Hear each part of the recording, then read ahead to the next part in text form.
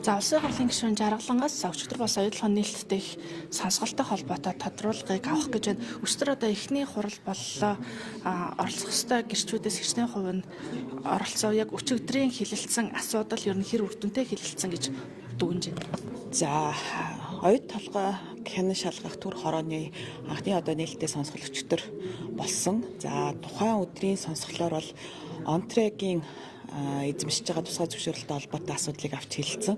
За энэ хүрээнд бол одоо бас 100 гаруй гэрчийг дуудсан гэсэн мэдээлэл авсан. Тэгээд түүний бол нэг 70 гаруй хувь нь бол ирсэн гэж байгаа.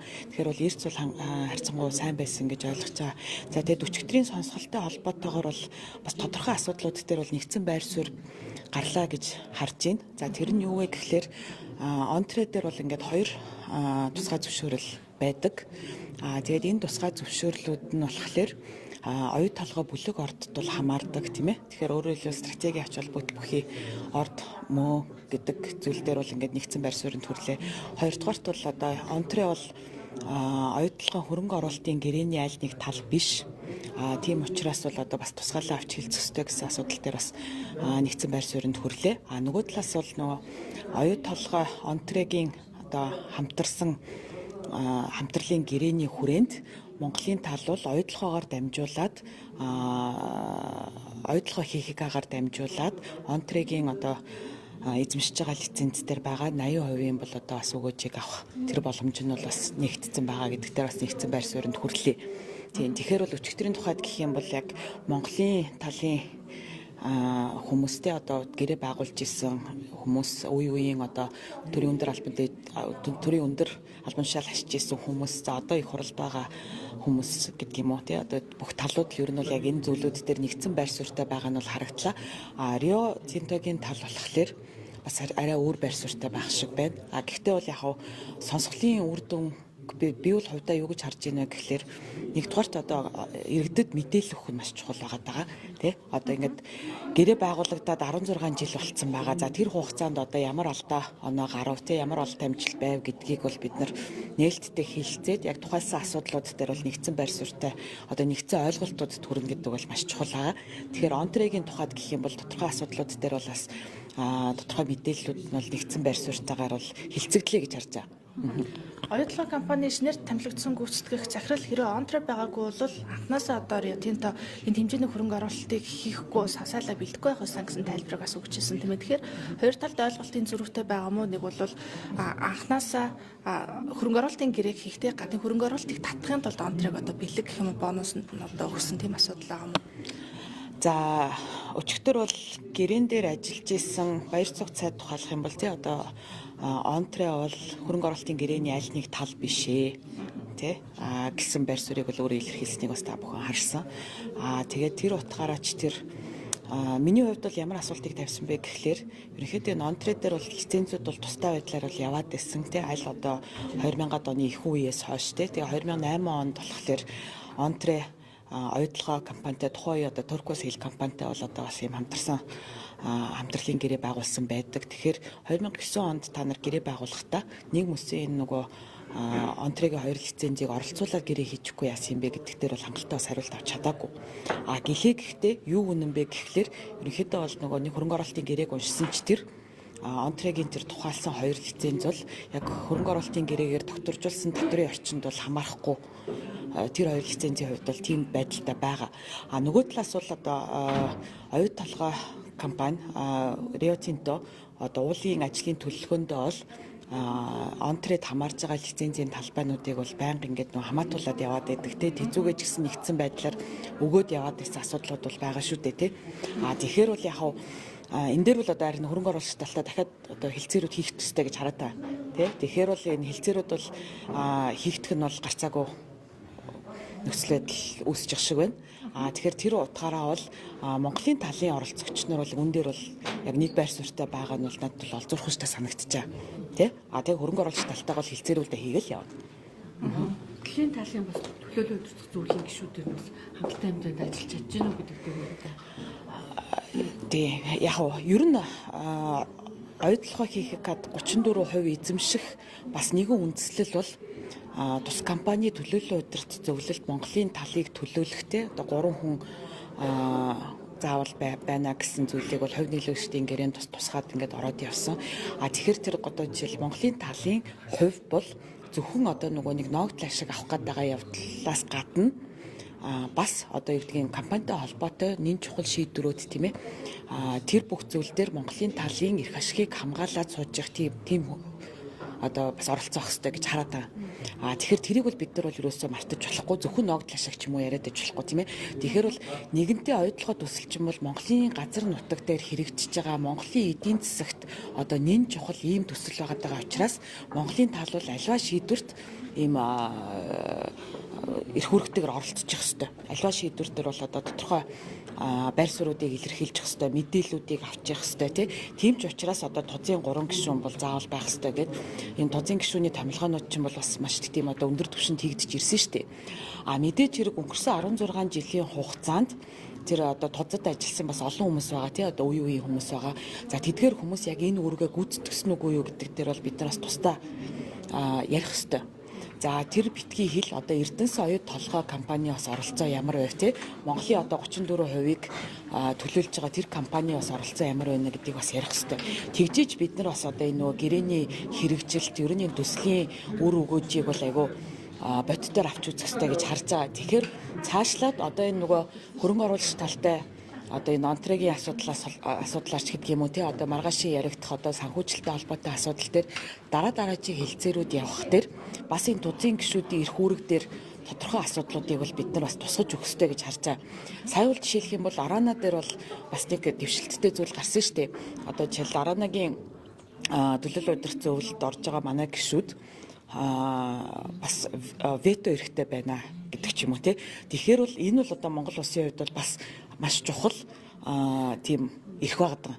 Тэгэхээр энийг бол одоо магадгүй оюутлогын төслийн хувьд ч гэсэндээ бас тэр өнцгөөс нь тавих нь Монголын талын эрх ашигыг бол цаашд одоо ирээдүйд одоо энэ гэрээ бол дахиад дор хаяж 14 жил үргэлжлэн тий. Тэгэхээр одоо 20 жилээр дахиад сунгах боломжтой. Тэгэхээр маш одоо урт хугацааны харилцаанууд бол үргэлжлээд явна шүү дээ. Тэгэхээр тэр хугацаанд бол одоо энэ тузын гишүүдийг илүү сайн ажилуулах тийм ээ Эрдэнэс оюутлогын компани эрх үүргийг бас илүү ойлгомжтой болгох тэр замаараа Монголын тал бас эрх ашгаа тухай бүр хамгаалаад явж байгаа. Тэгэхгүй бол бид нар бол одоо ингээд нэг юм анх удаа шахуу бас яг их хурал дээр юм төр хорооны хэмжээнд оюутлогын асуудлыг ярьж гин. За дээрэс нь одоо ингээд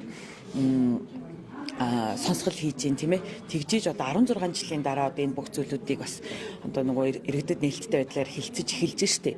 Гэтэл бол одоо энэ асуудал бол байнга л явж явах хэвээр. Тэгэхээр нөгөө нэг эдийн засгийн харилцаа чинь бол ингээл ямагт янз бүрийн асуудлууд гарч байгаа тийм ээ.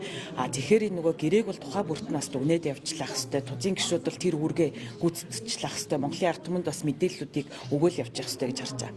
Ерөнхийдөө энэ хоёр бас хэлэхдээ гэрээ байгуулахдаа анханасаа алдсан байна. Бид одоо цаашдаа засах хэрэгтэй гэж тэгж байна л да. Тэгэхээр 34%-ийг манайх эзэмших нь анханасаа зүг байсан. Амнаадаар бүтээгдэхүүн хуваах гэрээ хүмүүс татвар ногдуулах байдлаар бид ашиглах байсан. Цаашдаа одоо гэрээг яаж сайжруулах? За маргааш бол одоо яг 34% эзэмшилтэй холбоотой тий одоо түүний санхүүжилттэй холбоотой за гэрээний ер нь одоо урдч нөхцлүүдтэй холбоотой асуудлууд илүү дэлгэрэнгүй сонсгол дээр яригдана.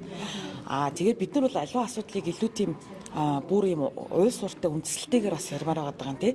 Энэ дээр бол зүгээр одоо бас попперч бас болохгүй эсвэл одоо хин нэгэн итгээд өөрийнхөө одоо асуудлыг дүгийлгэж болохгүй тий. Би бол ингэсэн юм гэтэл ингэчлээч гэдэг юм уу тий.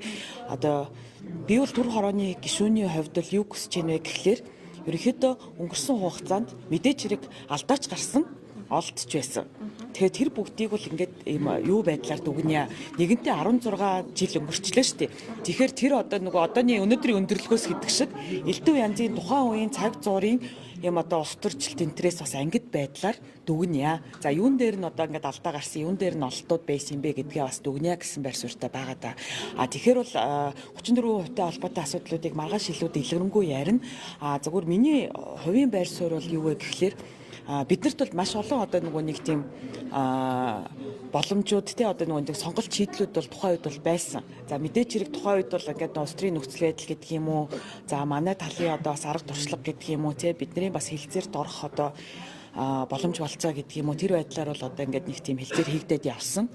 Зүгээр гол зүйлийг бол юу гэж харж ийнэ вэ гэхлээр улсын хурлаас бол тодорхой тогтоолууд бол гараад засгийн газарт бол гэрээ байгуулах эрхийг бол олгосон байж байгаа тий 40-р тогтоол байна. За 57-р тогтоолоор бол нэг ялангуяа бүр засгийн газарт ямар одоо цар хүрээнд гэрээг байгуулах вэ гэдгийг бол ингээд томьёолоод улсын хурлаас эрхийг олгоцсон байж байгаа. Тэгэхээр 57-р тогтоолд энэ гэрээ бас нийцсэн үгүй юу гэдэг асуудлыг маргааш бол илүү дэлгэрэнгүй ярих бол одоо ийм бас хүсэлтэй байгаа.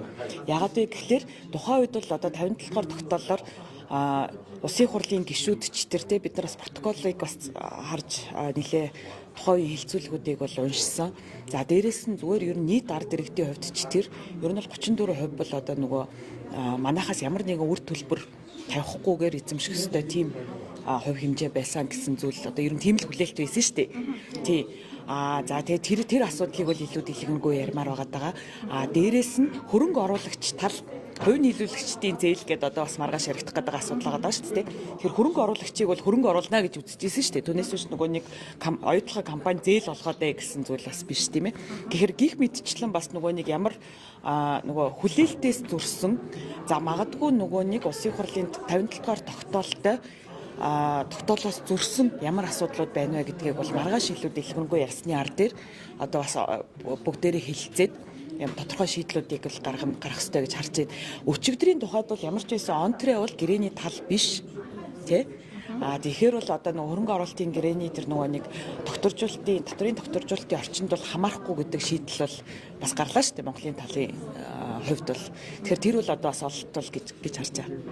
Яг ингээ хилцээрийн ширээн дээр сууж явах явцад нээлттэй сонсголт хийх нь одоо гадаадын хөрөнгө оруулагчдыг үргээх тал болно гэж сошиал орчинд тэр хүмүүс бас үзээд байна л да. Та юу гэж харж байна? Би бол хилцээр яг явж байгаа нөхцөлд бид нар энэ асуудлыг элен далангуй нээлттэй сонсголоор ярих нь бол илүү чухал гэж харж байгаа. Яагаад вэ гэхээр ер нь бол өнгөрсөн хугацаанд оюутлогын асуудал бол маш их одоо тийм нэг хардталтыг дагуулсан тий одоо нийгмийг хуваасан ийм асуудал байсан.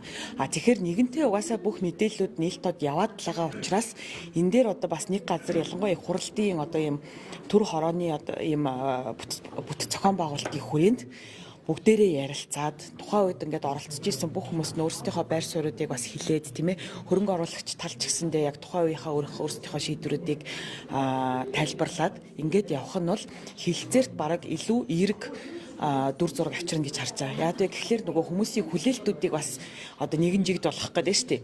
Ер нь энэ хилцээрээс за Монголын тал юу хүлээж байгаа юм бэ? Монголын тал гэдэг нь бас болохоор бас олон оролцсон тоглогч нар байгаа шүү дээ. Тийм одоо энэ чинь нийт одоо иргэдийн хүсэл зориг байна те.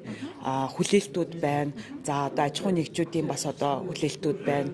За улсын хурлын гишүүдийн байр суурь байна. Тэгээ нийт одоо иргэдийн байр сууриас төлөөлөх хэрэгтэй тийм ээ. Тэгэхээр тэр хүлээлтүүдийг бас чигдлэх нь хилцээрт бол илүү давуу тал олно л гэж харж байгаа. Нэгэнтэй л бүх зүйл нээлттэй байгаа. Нэгэнтэй л одоо нийгэмд хилцүүлэг явж байгаа юм чинь. Түүнээс биш одоо энэ цаг мөчид бол ингээд нөгөө нэг юм хөзрүүдээ нууж байгаа гэдэг шиг хилцээрт орно гэсэн ойлголт бол баг байхгүй болчлоо шүү дээ. Тэр дөрөнгөө сошиал дээр бүгдээрээ ингээд нээлттэй байр суурьудаа илэрхийлэл яваад байгаа. Тэгэхээр ядаж нэг газар одоо энэ бүхэн төвлөрөөд тэгээд улсын хурал одоо энэ нээлттэй сонсголын ард дээр бас тодорхой одоо үүрэг чиглэлүүдийг засагт бас өгөх гэсэн бас тийм хүлээлтч бас байна.